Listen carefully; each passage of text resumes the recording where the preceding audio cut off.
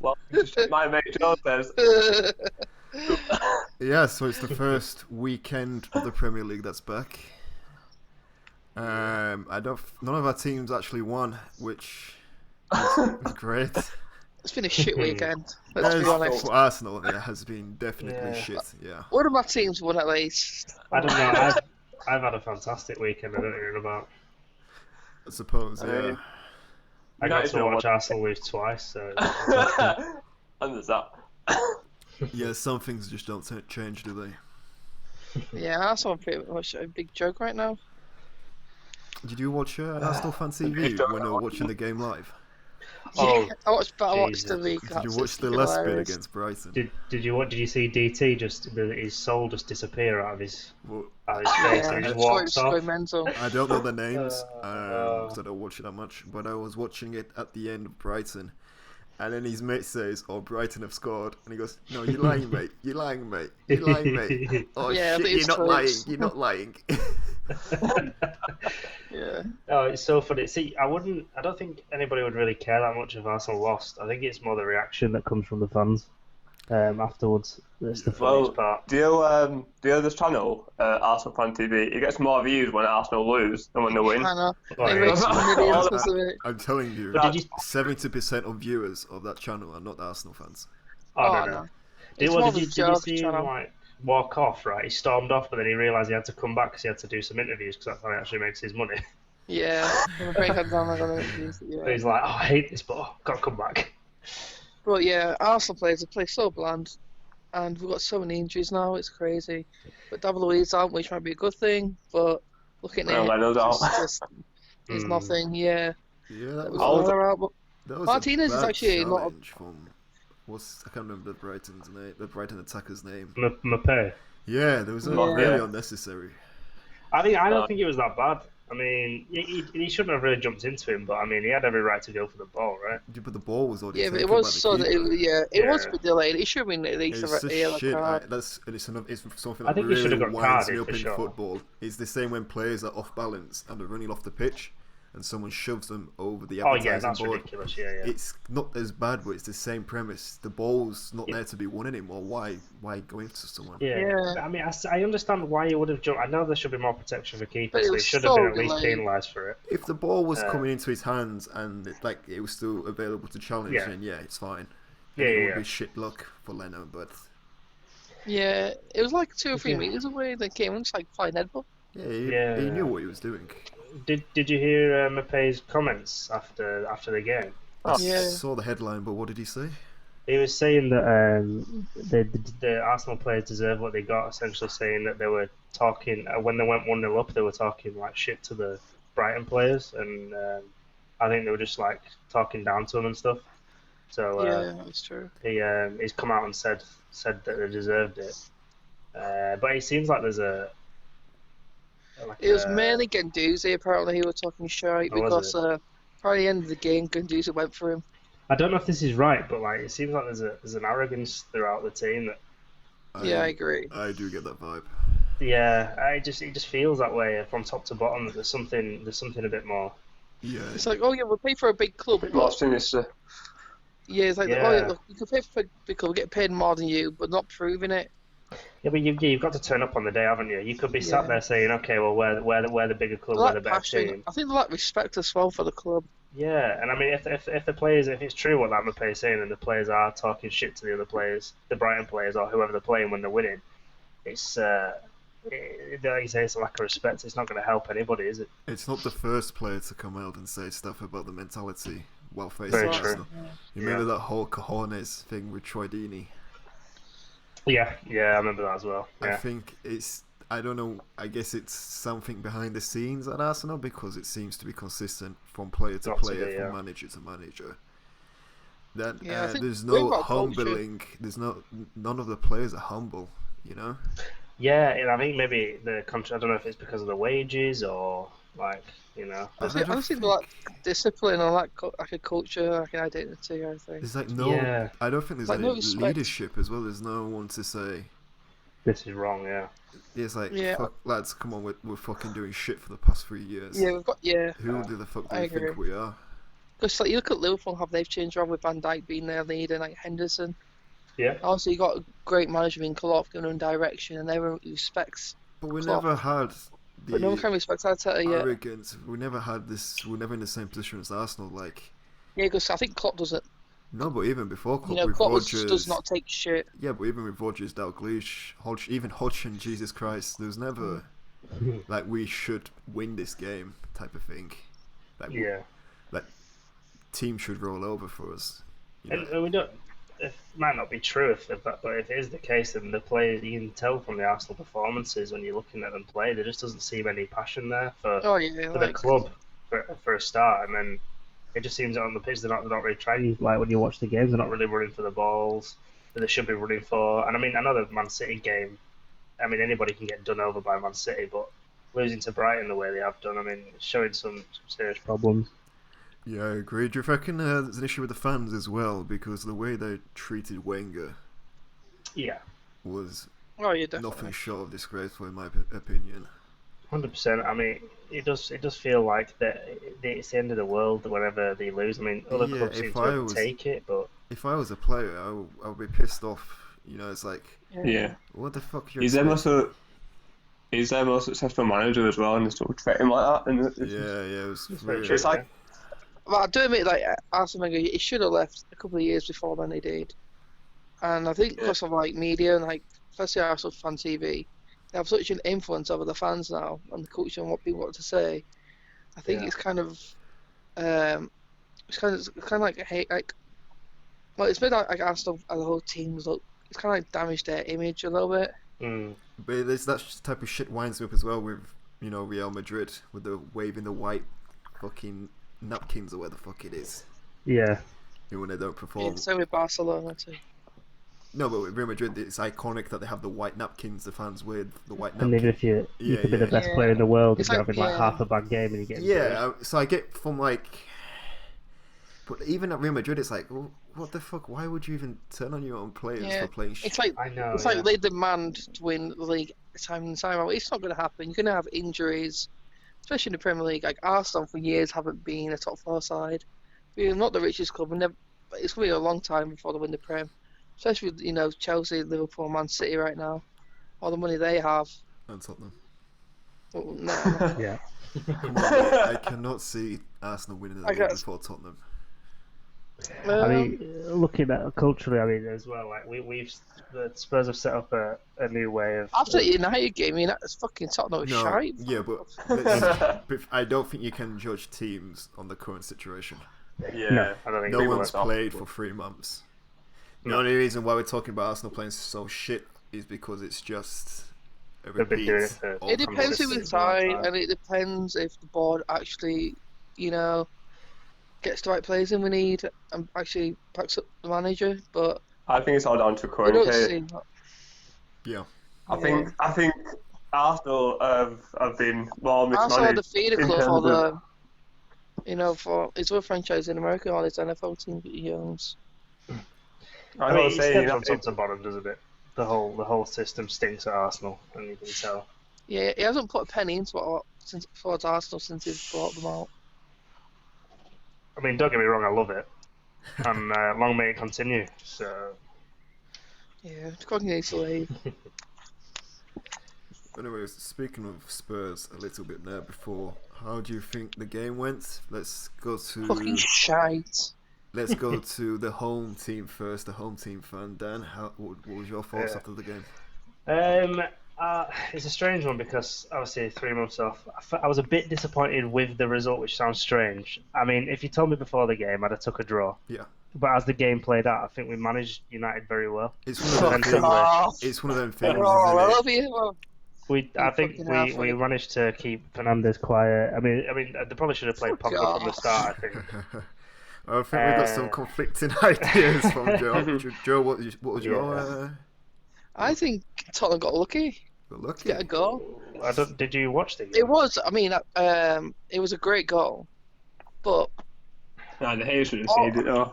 yeah. He should have said he had a Right, blunder, of all the way course. through but all the way through the game, it was United's game. They had, all possession, had way better chances. I wouldn't go that I far. disagree. Because Oh, you would, you're a Tottenham fan. no, but we managed it because we had all of our attacking players. We had a really good cohesive defensive line as well, and I think it's the first time in a long time I've actually seen Spurs defend correctly and well. I think maybe it's just Mourinho having time to work with the players, but we managed to keep Fernandes quiet, which I was shocked about. We looked a lot sharper than The I way figured that we would do. the way I saw it is Spurs started off really well, like you said. Yeah. They played. I think Spurs were the better team in the first half, but Nah. Are you kidding me? Yeah. yeah. I think United first half. Yeah, let me finish, right? Just let me finish. Fucking hell. But as the game went on, I thought Spurs were dropping in energy. Yeah. I think that's just due to the situation. Never played in 3 months. Yeah. And then the likes of Pogba, Fernandes was starting to find more time on the ball. Yeah. And when, Yeah. especially, that was a massive changing point when Pogba came on. I think a draw was a fair result though in the end, looking at the game as a whole. Yeah, I agree. I think when Pogba came on, though, that shifted Yeah, that was a into turning point for complete sure. United domination. You see that volley he did? He That put the pass. ball out the Yeah, air yeah. and volleyed. A sharp Rashford who's like fully match fit. He'd score that. He'd get on time and score, but What really impressed me between him and Fernandes was that chance where Pogba drilled it into Fernandes and then he slid it in. Was it Martial? that turn and Yeah, volley yeah. save. Zilma Lloris did some wonder serve. Yeah. Yeah, exactly. Yeah. And that's what I was on about being Spurs not being 100% towards the end of the game. Yeah, you could So tell I'm the not too fitness level sure was if dropped. Fernandes would have had that much. I've got some statistics of the United and Tottenham game. I don't believe So, he's actually coming possession text was it's on the Premier League site. So United had 61.2% Yeah. possession. Okay. They had more shots on target of 6 and then more shots of 12. Okay. I don't understand what you're trying to say. Yeah. I've got to say, he's got lucky. I mean, we definitely did get lucky. It was just one counter attack. It was, I think, United controlled pretty much like I think a percentage nearly. I mean, 65, I don't- 70% of the game. Possession means jack shit. Yeah, it means nothing in the game. They only would have two- better chances. What did you think about the game, Jake? Yeah, that's Jake. How do you feel about this? The only 2 chances I saw Spurs have. Son wasn't there. Yeah, who's they? Yeah, Later on, like, do you I think it was Lamella or someone like, in the box. Ellis shot and he had 1-on-1 pretty much, but then Shaw just became spinning him back and got in front of him, and Shaw did that Yes, twice. I remember. Yeah. Yeah, that was good from Shaw. And Shaw really redeemed himself from early on because he gave the ball away initially to Bergwijn. Yeah, God, he was out of position Yeah, a lot at the start. You get that now with this, like, Yeah. I know I keep saying it, the situation, blah blah blah situation, but a lot of players will be a few seconds behind. They usually are. Yeah, for sure. Only 2 weeks of training. Yeah, exactly. He was like, Where was Harry Kane in that game? Did he help? Yeah, he was very quiet. I It mean, was you give him. rubbish. I would give him a lot It of was stick for that game. It was dropping back way too much, I think, in that game. Kane I was think playing centre again back. fitness levels. I mean, you saw Yeah. Spurs drop further and further back as the game went on. I think as well, Mourinho didn't put on some extra subs, but we only used 2 out of the 5, and I was thinking maybe you should have put some more on here because when we have a bit more fitness, I mean, I would have liked to see Yeah. Bele at least. Come on. Dele Alli even. Well, he was suspended, but is he? Bele would have at least been a good one to come on and maybe break some passing because he can really wriggle around and do things. But You know what? Lamella looked really good in centre attacking mid. yeah, it's just his final pass. You could tell he wasn't sharp. But his he was ball control was fantastic. Yeah, it was all over the place. You could tell he actually wanted to. I mean, he looked a bit too excited though. Like he seemed like There he was was a couple of times when McTominay tried to close him down and he just looked like an idiot. Lamella just jigged past him straight away. I think McTominay had a bad game, to be honest. I thought he played well. I don't think he played too bad. See, that's young, so I think he did alright. I think it was weird, like, later on in the game, he was playing like a centre back alongside, and then they got Mike's on as well, and Mike's played centre back. But I think that's we'll just to try and get Pogba into the team as well. So we're playing Mike's and McTominay centre back alongside Maguire. I'll tell you who had a bad game though, and I think we can both agree. The referee. Oh my god, what was that all about? I think he called everything wrong, didn't he? Not the penalty. But back with the first penalty, fair. But I mean, Lamella should have got a couple of cards. I mean, he should have probably got sent off for a couple of. I think he should be two penalties in that game. Oh, do you know Fernandes said he fell over. When James got his yellow? Yeah. That was after Dyer's tackled him. Yeah, they should have both got carded for that. Yeah. But Dyer called him before James even tackled him, but the ref didn't. He made a lot of bad calls that game. I mean, both sides. It looks like he put her through lockdown weight on the referee anyway. That's another thing. They won't be as sharp as well, you know. That's true. Yeah. That's what leeway for. But thankful for VAR as a Spurs point of view, right? I know, yeah. I mean, when I saw it, and I went, "Oh, what's going on here?" I saw Fernandes on form, thinking, I can't believe it. I can't believe it. And I saw it, and he didn't even touch him. I was like, thank God for that. But it's just one of them. It happens in the box, doesn't it? Yeah. When I first saw it, I was celebrating the penalty being given. You're bound to, aren't you? Fernandes hasn't missed a penalty yet, so. You should have seen me. I was crying. But yeah. Because part of me was like, oh, we've done so well up to this point, and then But no, it was a good game to watch. I'm glad it's back. I'm glad football's back. What do you think of the future of Dyer? As a centre back, I think Mourinho likes him there. I think he'll definitely play. He played a solid game. I think apart from the problem mistake. But I don't know how much you can take away from his performance. He did play really well. He stopped. Was it Martial who had a shot and he just came in out of nowhere? Yeah, that was good as well. That was a really good defensive block. I think he's stated as well that he wants to play as centre back. So I mean, if he can nail down a spot, he's got nowhere else to play. That's why. I think that's true. I don't think he gets in midfield anymore. No, I don't think so either. But we have Alderweireld as well, so I don't know what kind of partnerships we're going to try and bring in. But Sanchez and Dyer was an interesting one to go with. Yeah, I think Sanchez had a good game in that game. Yeah, apart from that header straight to Rashford. But other than that, he was great. Who's your first choice centre back pairing going forward? Say everyone's fit up to match fitness. Who would you pick? For Spurs, Alderweireld and it's got to be Sanchez, hasn't it? How's Vertonghen been the past few months? Has he not looked like he's past health? He's not the same player as he used to be. He's not Super Jan anymore. You can tell that his legs have gone now. He's a bit too old. But I mean, I think that's 32, 33? Something like that, yeah. And he got pushed out to left back for a couple of games as well, and you could tell he was just not on the pace. And I don't think they're going to offer him a new contract. No, so I think he's just playing this out, and then that's him gone. But it's a bit of a shame. But I thought he was going to Inter, wasn't he? I'm not sure. I think maybe he wants to go back to Ajax, possibly. I've heard. But he's got to be Sanchez, Alderweireld, I think, and then you've got Dyer as backup, I'd assume. I've got a question for you, Jake. Yeah. Harry Maguire. Yeah. Ooh. He's not doing too well, is he? Compared to what you expected for him, like money.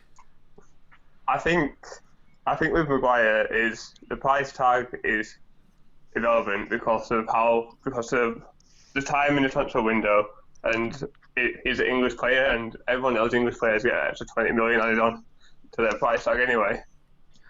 And to be fair, taking the price tag away, him and Lindelof formed a very good partnership. Like before the Tottenham game, I think we'd conceded like three goals out the last 11 games, and then we've only conceded 4 in the last 12 now, so it isn't that bad. It's been very attacking. Very well. Yeah, he's getting forward, don't worry, but I think I don't know why. as we see the game, maybe because he had a bit more fitness, because obviously McTominay was dropping in deep. I think the issue also for United is you spent too much time passing it side to side, which opened up space, but it opened up space at the wrong part of the pitch. Usually you want to pass side to side on the edge of their box, so you're pulling their defenders apart, and then you've got midfielders who can run into the space. Whereas United were doing it with McTominay and the back four, so that way Maguire was driving forward quite a bit because Spurs attackers were being pulled apart, just tracking the men. Yeah. and that opened up space for Maguire. But when Maguire went forward, he just went forward into a Spurs midfield, and he had nothing to do. I think it's a mentality thing. I think it's something that maybe always working on behind the scenes. But I think we've been passing it side to side in the back for years now. Like under Van Gaal, we did it. Under Mourinho, we did it. And I think it's just getting a mentality out of them. That's why I think Pogba was such a massive game changer for that game, because McTominay, Fred, they don't seem the type of midfielders to me anyway. I don't watch them as much as you would do, but they don't seem the type of midfielders to get the ball and the first instinct is, where can I start an attack with this? Yeah, they're not creative. That's why I think Pogba's going to be CDM. That's why it's Pogba, you know, he's fantastic. As soon as he gets the ball, it's like, okay, where's Fernandes? Where's Martial? Where's Rashford? Can I get that? He's a class player. Absolutely class. Yeah. Paul Pogba's got a Paul Scholes pass on him when he plays well. He actually does. Yeah, I think he's going to be CDM because he's got no deep like great. Could pass in the ball and hit a tree. Well, it doesn't matter. Like, only get to the player, to your forwards, and they get through on goal and the score. It doesn't matter, does it? And I think they can do it, and Pogba can do it. He's shown time and time again that he can do it. So I think Man United's defence has been good as well, because I think having like in the past like 11 or 12 games, like 8 clean sheets or something like that. So I think that's what really well. Yeah, I think with Wan-Bissaka coming in as well, we like to have a proper right back now. We're not playing Valencia at right back. I think Wan-Bissaka needs to learn the cross a bit better. He had one good cross, but he hesitates. He came for his crossing ability. It was more of let's get someone in who can defend, but he has got, I think, 2 assists from crosses this season, and they have been very good crosses. So he does get it right. They are good. It's very rare that he gets them right. So I think he's working his consistency with his crossing. Yeah, he's a good player. Like, he does win the ball high up the pitch as well. Well, no one can get past him really. I remember one of his first games. I think it was in City. And Sterling got past him like the first 5 minutes, and after that, he's pocketed Sterling the whole game. And that's a hard thing to do, to pocket Sterling. So yeah, defensively, he's very good. Yeah. Wan-Bissaka. Yeah. It looks like a really good sign. Something like I said before, it's something that a signing that Man United drastically needed, rather than just another flashy Hollywood player just to sell shirts. I think the Sanchez signing was the perfect example of that. Yeah, and it's good to see from a Man United point of view that you're moving away from them type of signings. I know, I'm very pleased with this. I think this is the first season probably since Sir Alex left where we've had a decent transfer window where every player we bought has done well. Even James early on, even though he didn't score for ages after that, he started very well, and no one expected that of him either. I agree. I don't think there's anyone who had a better transfer window than Man United. I like Greenwood too. He's really good. Oh yeah, Greenwood's my favourite youth player at the moment. He's so good. I think when he gets back up to match fitness again and gets more sharp, I think he'll start scoring again. But pretty much every game he's played, he's managed to score if starting off the bench. So he looks bulky now as well. Looks quite bulky. Put on those lockdown pounds as well, probably. Yeah. Like when he came on, he looked deadly. Like him and Pogba, the first one came on, looked really deadly. Well, he's got 5-star weak foot on FIFA, so. But he's actually 2-footed though, and Solskjaer has even said that Greenwood's the most prolific striker he's seen in years in training. So got to hopefully convert that onto the pitch. Well, he's got some back, so. Yeah, do you know Rashford? I think I prefer him down the middle. I don't know why. I think Martial is better on the wing. I think Rashford, I know, but in that game, because obviously lately Rashford's been playing in the wing and then Martial's been playing in the centre recently. But I feel the other way around. I think Rashford was down in the centre. I don't think he's an out-and-out striker. I think he's more of a left forward, like someone who can cut in, but I don't think he's a winger. Your main focal point of attack, is he? Like when Martial was injured earlier on in the season, Rashford was playing the striker role, and he really struggled for a few weeks until Martial came back and played on the wing again, and he was scoring for fun again. So I think he's definitely more of a winger, left forward than a striker. I think that's what the next thing United needs, is a proper striker. Yeah, I think a striker, a right winger, because I don't think James is consistent enough yet. I think he's too young and he's too. Yeah, they should let him out, I think. I don't know why not. I think it was using the impact. So I just think for 1 year, still get a lot of game time at Man United. Yeah, probably right. Winger. I just think maybe just for 1 year. Yeah. Just for 1 year. But he's going to learn to another Premier League club. No, I think 1 year like a top Championship club. Like he was real. At least wanted to sign him. Like he came from Swansea. He knows how to play in Championship. It's about getting in Premier League. Yeah, I know. You're probably right. I just think United will be playing European football, whether it's Champions League or Europa League next season. So they'll be playing a lot of games. Yeah, James will be good. Yeah, James for a backup winger to bring off the bench or just to fill in the guy who comes in is fine. Well, I was trying to say the last 30 minutes of the game where their left back's getting tired from running down the pitch or whatever, bring on James, just give him the freedom to run at that player. Exactly. Yeah, it's only that it changes the entire mentality as well. Like Dave he's gonna be flagging a bit, and then he sees James coming on his wing. He's not gonna be that comfortable going forward. No. But I think I think United are gonna try and get Sancho this summer, but Sancho's only gonna come if we get big football. That's the one you need. Of all the players that you've been linked with, Sancho. And they're all the same age, like James, Sancho, and Greenwood. They're all very similar ages, so they'll be fine for that role. We have a very young squad. I think Greenwood's more of a striker than any player we have right now. I think he's even more of a striker than Martial. Even Martial's more of a left forward kind of player. Yeah, I agree. Put it in. Like Greenwood's 2-footed. I think he's better as a striker, but I think he does need to get a bit more strength to him as well, though. Yeah. To hold the ball. But other than that, Greenwood's a brilliant prospect. Can't wait to see what he turns into in the future. So, Jake, Dan, after that result, who do you think's going to clinch the 5th spot? There's only 4 points in it. Yeah, 8 games left? 7 games left? Which one? Is it 7? Yeah, 8. I mean, okay. I think Spurs have a pretty. I mean, I don't want to say this to jinx it. Spurs. It's not the hardest running in the world, but I'm sure Spurs will try and make it the hardest running in the world. So Harry Kane gets injured. No, let's not. I can love it. What about you, Jake? What are you saying? I'm going to back United. Yeah. Just because I think United Tottenham because Chelsea. I think we'll Sheffield push it. Lost, didn't they 3-0 against Newcastle? So I think Sheffield's time is up. United got Sheffield on Wednesday coming up, so if they get 3 points against Sheffield, that's them done, I think. Yeah. And then I think if Spurs win, I think that's the only team that we have to worry about. And as long as we stay ahead of Spurs, we've got there. I think we'll definitely push it. I mean, after watching the United game, I think there's a lot of promise there coming back. So, I think we'll have a good run in, both of us, I think. To say who's going to have it, I'm not sure. But do you think Mourinho will keep sitting that deep with the players he has, or do you think against a lesser team than United, he'll play a bit more? I think he'll play more expansive. I mean, before we had all these injuries, he was doing that. He was playing quite attacking football. I think we were on one of the best runs behind Liverpool when he first came in. And then we had all them injuries, and then we just slumped. But now he's got all the players back. I think, I think he's quite tactical, isn't he? So when it comes against teams like United, who have good counter attacks, he does sit deep. And, I mean, it worked. So I think we will play a lot more attacking against teams like West Ham, etc. So, I think it'd be more enjoyable to watch.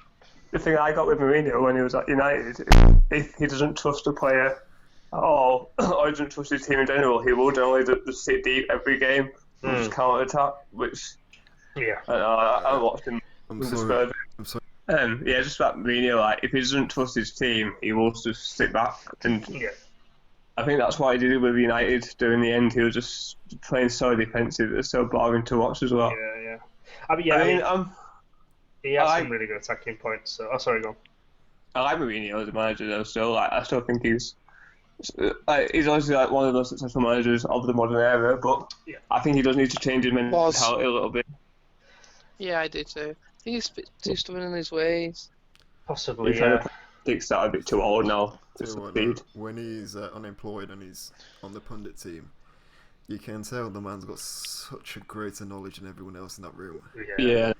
I love listening to unemployed Mourinho.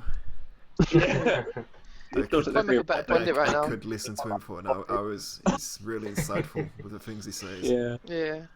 But now we've got everybody back. He's hopefully we'll pick up the form that we had last time and just win. So another good transition. Speaking of form, and a team that has a lack of it. Let's. I'm sure you know who I'm talking about. Joe, how are things going? With us, or yeah. Who else do you think we're about there? So we got Brighton, loss, and City as well. Yeah, they're both really disappointing games as well. Not like unfortunate to lose. It was just throwing them both away. Smashed. What do you think about them? I just think. I think this season's a write-off. I think we just need to rebuild. We need to get the right players in who actually want to be there, not just for the paycheck. Do you think you have the pulling power for that? Well, money talks, but it depends who we sign. Do you think you've got the money though? Well, we're moving to sign a couple of players, but without European football, I don't know. It might be good for us in a weird way. Obviously, in Europe, obviously in Europe, and then Europa League, and then Champions League, you get the money for being at that tournament. But I think for us, it might be like a bit sharp reality check. Like our owners will go, okay, we actually need to fund this project because it's over the years, in the league, they're dropping lower and lower. Like we're 8th now or something ridiculous, or 10th. It's an absolute joke. I mean, it's a joke. Did you check that before the podcast? Did you? You said what position is Arsenal in, just in case I need to correct Joe? I wasn't adding that into comment, I watch it. I haven't even checked it. I haven't checked. That's why I should have really. No, I'm not about Dan because Dan was quick to jump on there. I like to watch where the. I don't. But I think it could. Time will tell. We just need the owners to get the fingers out of their ass and actually fund this project, or just sell them. I just sell them can't so we have a rich owner who actually wants the club to be successful. But get rid of all these deadweight players. Just get rid of them. Even if it's on the cheap, get rid of Mustafi. Get rid of David Luiz. Sign David Luiz. Biggest joke possible. Yeah. Think of any centre back. I think we're gonna have to. Well, we've got some signings. What 2 centre backs signed? Who are young, but they're very young. That's the thing. Our youngsters look. I know, but our youngsters right now are better than our first team players. Like look at Saka, look at Martinelli. They're brilliant. They want to be at the club. Maybe for a year, give them, be like face it right. Okay, we're not going to be in Europa. We're not going to be a contender for a year or two. Let's just play our youngsters for a year. Why not? We've got nothing to lose. Then they get all the experience, and then. I doubt it because that's what we've been doing this year. Yeah, I think Jake does as well. I think it was just joking. That's what we've been doing this year. Just get some. Try and focus on 2 centre backs, sort the defence out. Try and keep Aubameyang. If not, find a replacement for Aubameyang. We need to pay Martinelli more, and we need to. I think we need to get it right back because Bellingham's just useless. Yeah, but these are really difficult things to do. Yeah, there's so many holes in that. There's so many issues. It's just. It will take 3-4 years to do that. Aubameyang and Bellerin when you have Arteta as your manager and you have no money in the club. Well, I'm sure there is no money there, but there is money. We don't really want to. We don't really talk about it or what's funny is like last year they said we're going to spend 50 mil, but I think in total it's about 80 mil on players. They think it depends who you spend the money. We do have money, but it's the choice. Do they spend it? But I mean, the big difference. Like if you're going to compete with the rest of the top 6, right? For example, I don't think anyone else in the top 6 were interested in Pepe. Yeah. I wish we didn't sign him. Just because, and this is the point I'm making. I don't know how you compete with Man United, Liverpool, Chelsea, Spurs. When they seem to be going in a better direction. Even Leicester and Wolves. I mean, just as a comparison, I don't know if this is just a flash in the pan at the moment, but Bergwijn was 25 mil and he's scored in every game he's played in so far. Yeah. We just need to be smart with our signings. Just don't sign flashy players because it's proven time and time out. Every flashy player who's over 56 mil has turned out crap. So like every club, like you look at Di Maria at United, you know, players like that. Just go to a league, try and get players from Eredivisie who are going to end up being good, and sign players like that, or try and sign players from Dortmund, even for example, or even Leipzig on the cheap. We need to copy like the Leipzig model or the Dortmund model. Yeah, that's trying an to see interesting players, way to put but I'm building the players. Yeah, you need to. I suppose that's the only way to do it now, is to build the players. But it's a case of how long will that take, and how far will you fall behind the rest of the league? Yeah. And you entrust that responsibility to Arteta. We're going to have to. Well, all the time with Arteta, it's too early with Arteta. Oh yeah, of course. It's way too early. Give him a season, and then we'll find out.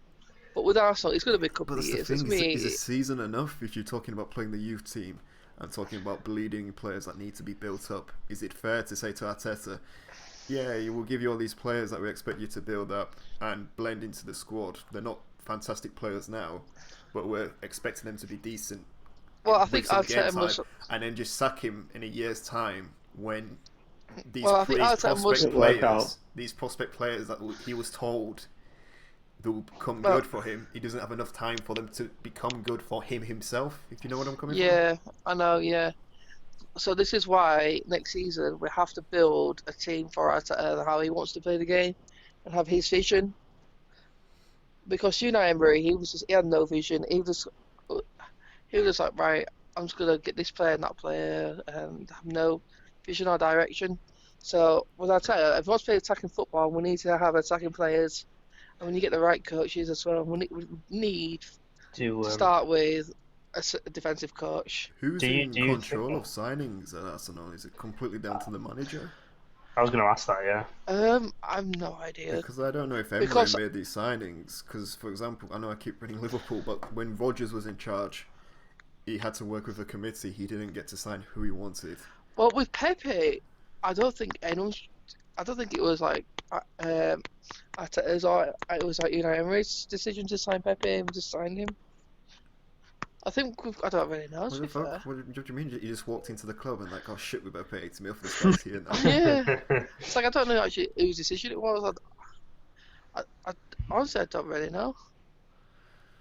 I've just seen an article where it says Arsenal transfer budget. They're going to have just £40 million to spend this summer if they fail to qualify for the Champions League. But even if they had, for example, apologies for that. Even if they had 120 million, or let's say just for fun, 200 million to spend, right? Yeah, let's play fantasy league with them. Yeah, who's looking at Arsenal thinking I want to go in there? Let's say they spend 120 million on a player, world class player. Money talks, doesn't it? Yeah, this is it. That's the problem. I think the wages are an issue already. The wages? I know I'm saying you got 200 million to spend, but have you got the wage structure to do it? If Brady ours was on 350k a week, I think we'd be alright. I think that's the problem though. Like, players are on wages like that. It's not sustainable. That's why Sancho's been loaned back, because United can't have that kind of issue anymore with players being overpaid. We need to get back to a normal wage structure. Yeah, especially in the current climate as well. It's difficult because once one player is earning so much, and then you can't really go to that other player's agent and say, "No, we're not paying you that. That's crazy." Yeah, you can just fall back in line. Well, hang on a minute, you're paying Lingard this much. Yeah, because this is what the situation is like with Aubameyang, because Aubameyang's wanting about 250. Well, he should be asking for, and he should be the highest paid player. From his point of view, he should be paying more than Ozil. Yeah, and that's where the problem's are, isn't it? Yeah. When does Ozil's contract run out? Do you know? Does anybody? I think he's got another 2 or 3 years on him. Does it? I thought it was the end of this year coming. No, it was a long contract. It was like a 5-year deal. Jesus Christ! They'll give him that. I think he only signed it last year, maybe the year before. Oh. So I think he's about 3 years left. I think he signed his contract on January the 31st, 2018. So let's say 2 years. Jesus It's got Christ. another 3 years at least. We need to send Ozil agent to the UN, get world peace. This is it. Like now, if he's there for another 3 years, every player that you're trying to sign is going to come in and go, "Well, I'm better than him, and you're paying him 350, so I want 400." Well, you just would. Yeah. It's just not sustainable at all. So I mean, it'd be So he's smart got with our 3.5 signings. years on his contract. Oh God. Yeah. Man. But this is from Talksport, so I won't take it Oh, okay. too little. But Yeah. I imagine it is a long contract though. Yeah, it's like a 5-year deal. Fuck, how old is he now? 32, is it? Fuck me, that's got to be one of Is the he actually worst. 30? Is he, or is he? I don't know. I thought he's like 29 off going 30 or something. Can anyone fact check that? Fact checking. Because whoever. He's 31. Oh He's my 31. Fucking God. hell. Oh my days. Wow. And he's going to be 32 in October, Who right? the So just saying. Fuck What? gave the So, I think- authority yeah. for that to Arsenal? That's a I lot think of big jokes. I think Ozil only has like a year left on his contract. Oh, he's only a year now. Oh, what the Because fuck, boys? so Which one is it? I can't. I need to keep changing If- my opinion depending if it's What's 3 going on? years or a year away. he signed a $350,000 a week deal in January 2018, and so this putting pen to paper me for it. So if that was that, is this article from 2018?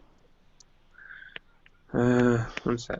Well, let's just go over it. He signed it in 2018, and it's a 5-year deal. So he's got another 3 years on him. This is why, and I think as much as I complain about Levy and how Spurs operate sometimes because they can't offer the wages that other clubs can, I'm glad that they don't, because they'll be stuck in a situation like this. Yeah, this is really Yeah. bad. Yeah. Did anybody watch the Merseyside derby? Then moving on. I didn't actually, and I'm kind of glad I didn't after looking at the scoreline. How was shit. it? It was shit. It was a shit game. Anybody else What watch happened? Well, No, the 'cause I knew it would be a Merseyside draw. derby. it? Yeah. Nah. Fucking hell, boys, we do a podcast on football. You can Yeah. just do your work. I was busy having a bath. Nice, A nice. bath for 2 hours. You got to Half an spell his. We're wrinkly now. You got to spell nice for his podcast. I forgot, and I was didn't- like, yeah, I'm not moving. Should I watch football for the podcast I'm doing? No, I'll have a bath instead. Yeah. Well, you can I describe had it to a- us now. Well, I had a feeling it'd be a draw, so I was like, I can't bother watching it. Oh, So, sorry, mistake made. Fuck me. Well, can you guide us through the game? you could, Well, it was a weird one. Sounds pretty boring, to be fair. It was pretty boring. It's, even as a Liverpool fan, so as a neutral, it would have been hell.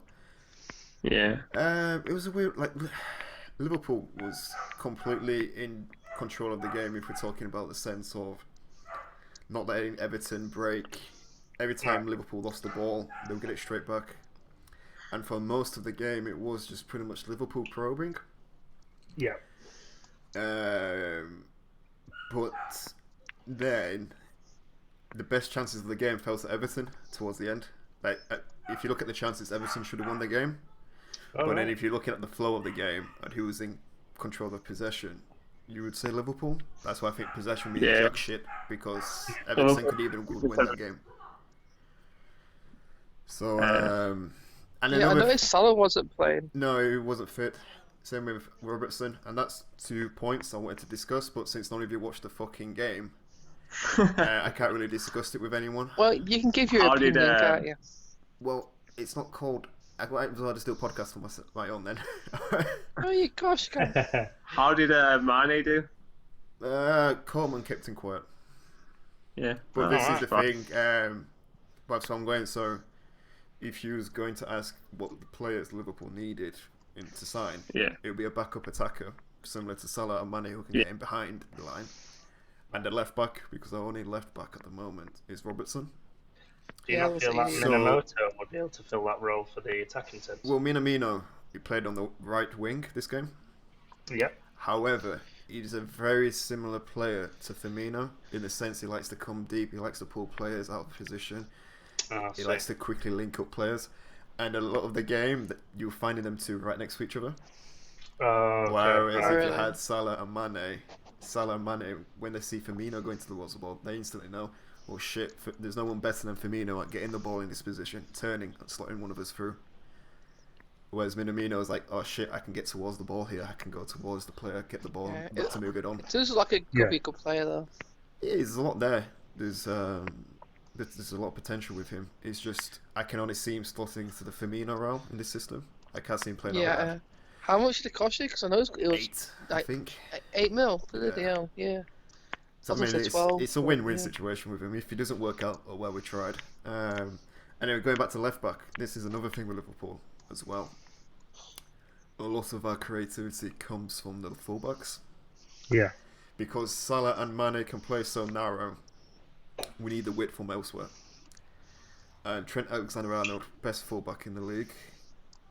The guy's got delivery like no other. Apart from De Bruyne, I don't think there's another player who can pass the ball like him. Yeah, De Bruyne's another level. Yeah, same level as Alexander-Arnold. And but the issue is, that's why Salah and Mane get so many goals, because they can sit narrow, knowing they're not responsible for pulling defenders, pulling them wide. Yeah. And when you have a right-footed, I think 33 years old James Milner now, bombing down the left. Playing at left back. Milner's fantastic. I love Milner. It was probably the best free signing Liverpool's ever done, up there with McAllister. But it changes the whole dynamic when you, for example, with Robertson, he's bursting down. You play it into him, he's going to take it on his left foot, he's going to go wide with it, and he's going to drill the ball in. If he's not going to do that, he's going to pull the defenders out wide with him. And that opens up space for Mane, Firmino, etc. However, Milner, he gets the ball, he likes to shift it onto his right foot, and even though it only takes a second, 2 seconds maybe to do that, that's such a big difference in football. Defenders get into position, attackers can't run anymore because they'll be offside. Yeah. So that was interesting to see. That's one thing we definitely need is the left back. I think we could get away with the attacker a little bit. I think for next year, I think you definitely need next year. Who would you like to see coming in? It's that thing, isn't it? It's like, who wants to play second fiddle? Yeah, I mean, we have the same thing with Kane. So yeah, it's impossible to get anybody in with a good enough quality to sit back and sit on the bench. We do have a decent academy prospect called Larici. I can't remember his name. Okay. But like I said, he's an academy player. If Robertson got injured, I wouldn't trust him to take the game. No. Well, what's Robertson? He needs to give you a youth chances, though. It's like, what's the point in having youth players if you're not going to play them? No, I think if there's one team you can argue that two teams, Chelsea and Liverpool, they've both harnessed the youth system quite well in the past couple of years. Yeah. Mm-hmm. For example, we got Curtis Jones. That's why I don't think we're signing anyone to replace Lallana, because Curtis Jones would naturally slot into his role when he plays. That's some big wages, Lallana, so isn't he? I think he's in 100k or something. Yeah, compared to the other top teams, I don't think that's crazy. Yeah, for bench warmer though. He wasn't always that though. I mean, he's pushed back. His injuries have killed him. That's the unfortunate thing. Yeah. But left back, I don't know. I'm sure they have someone in mind. Try to think who would be a good addition. And that's Alex the thing. Tellez. Yeah, but the thing is, he's too good to be second fiddle, Yeah, true. Yeah, very good point. But that's another thing. When Milner got injured and had to come off, our next replacement for left back was Joe Gomez, who's a centre half by trade, right-footed, slotting into left back. So all attacks down this line, down the left, have been killed off now. That's why I think Mane had such a tough time against Coleman, because he didn't have Robertson bombing down the left of him. Yeah. It makes little things like that makes such a huge difference in terms of how much space you can create, how quickly you can get the ball in behind the defenders. It reminds me of a little bit, not too much, but of when Depay was playing for United. He had Luke Shaw behind him, and they formed a very good partnership down that left-hand side. Yeah, it makes a whole difference. And then he's volleyball, and then prize found dropped off because he was playing with Rojo behind him. Yeah, instead of completely. creativity there at all. Because then from a defender's point of view, you don't have to worry about the bombing left back anymore. You know for a fact that Rojo and James Milner are not going to kill you with pace in behind. So you can just get tight to Mane. If the fullback does get free, you can quickly close him down because he's not that quick and he's not naturally suited to be attacking in this position. Yeah, I agree. Like Rojo was brought in to be a centre back, not a left back, and we had no left back. So it was always in the position. In the modern game, you're too dependent on your width from your fullbacks. Yeah. It's the same thing. I think during AC Milan's best years, I say best years. I'm not too sure about that. Being born in '93, but during 2005 up to like 2010, 2003 maybe, some of their best players were wing backs. You know, you had Maldini on the left and Cafu on the right, and that allowed players like Seedorf, Kaká, Rui Costa, Shevchenko, all these players not to worry about creating width, you know, because they have these two world class fullbacks doing that, so they can stay in the danger areas and not have to worry about pulling defenders out of position. They can just stay where they prefer to be and where they can cause the most damage. Yeah. So it was a boring game. I do think Everton could have won it if I had to pick two teams, which is annoying because we dominated the game in terms of possession. But hey, what can you do? What are the Merseyside derbies like? How does it feel like being obviously on the Liverpool side of it? Like, because I've always thought of anything but a win not really much of a contest. Anything but a win is disappointing. Anything not a win. Sorry.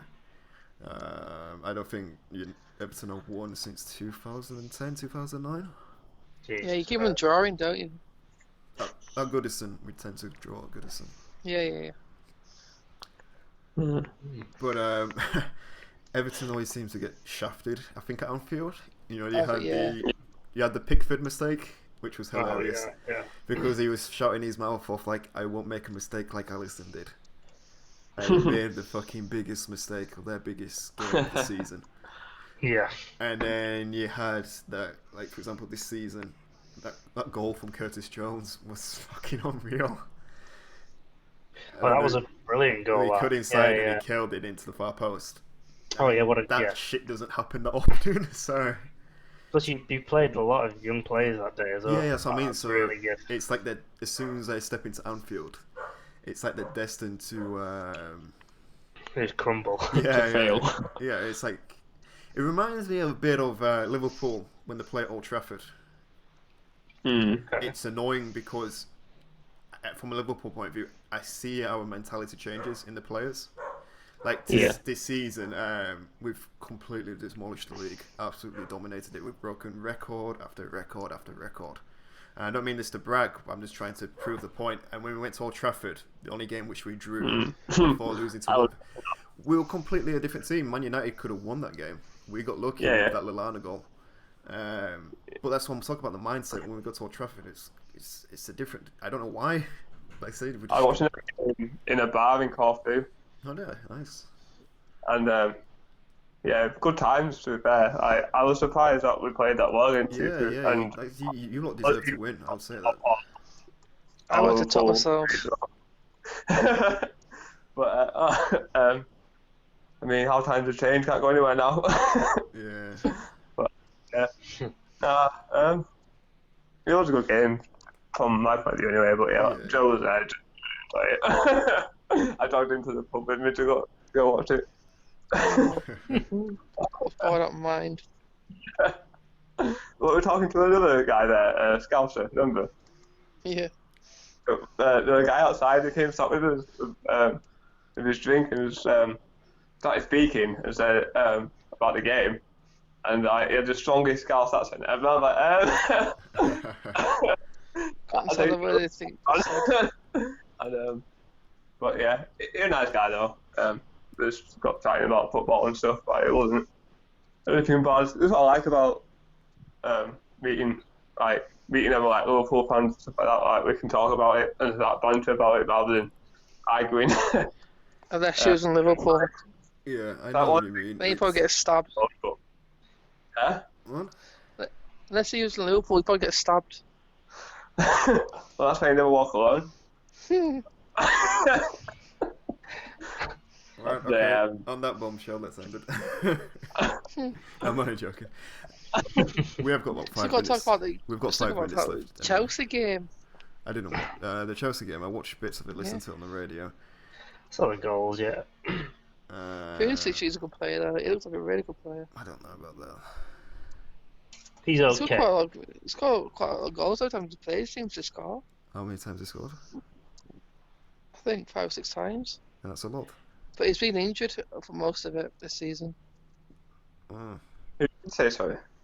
Pulisic, I think he's a good player.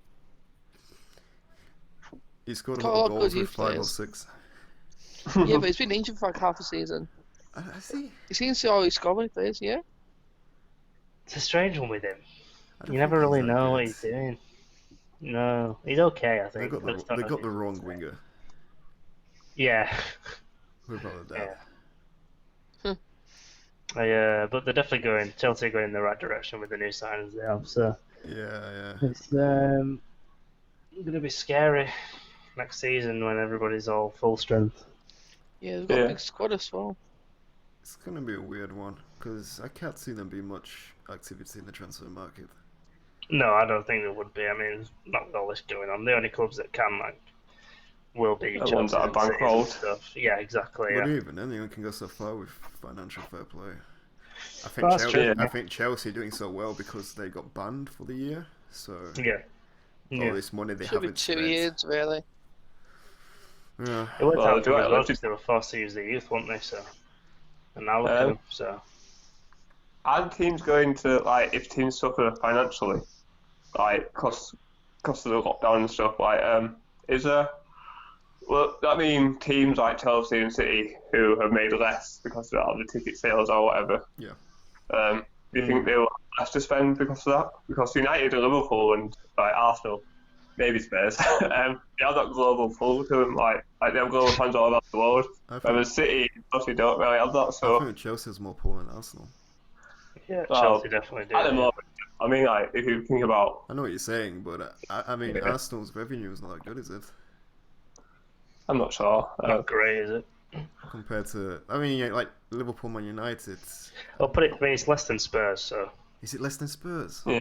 Spurs are more fans, so yeah, they have more money than... That's coming in. That's really... But not to knock Spurs, but I mean, to say from Arsenal... No, I know what you're saying, yeah. We've grown Arsenal's owner is worth $8.3 billion. Yeah, no, but it doesn't mean anything anymore because they can't directly put finances in. It's just the facilities that Spurs have managed to build over the years have jumped them up massively. I mean, City got caught out. That's why they're banned from the Champions League because the owner was under table dealing and all that. Wasn't he getting his other businesses to sponsor City or something? They bought the stadium and then they sponsored the shirts and stuff like that. It's all a bit it's not 100%. But that's the thing. That's why I think Chelsea do so well because they can afford to take that loss because their financial fair play hasn't been hit from spending money. Yeah. But I thought financial fair play only came in for that year. They can't. No, it's constant. It's you get checked on how much your club spends compared to how much your club earns. Right, yeah. So you have to, I can't remember the percentage now, but you can't spend so much more in your revenue. Right.